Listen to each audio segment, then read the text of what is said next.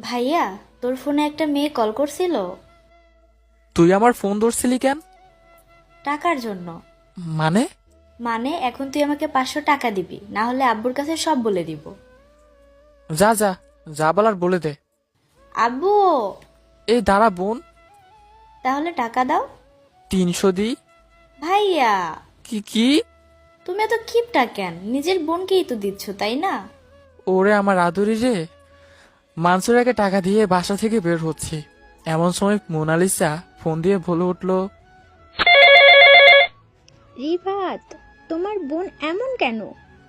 আমি অবাক হয়ে বললাম, কেমন?" সরকার গরিবের ব্যবসাতেও ট্যাক্স বসায় আর তোমার বোন আমাদের প্রেমে। আমি পুনরায় অবাক হলাম। মনসুরা বলছে প্রেম করতে হলে প্রতি মাসে তাকে 22,000 টাকা করে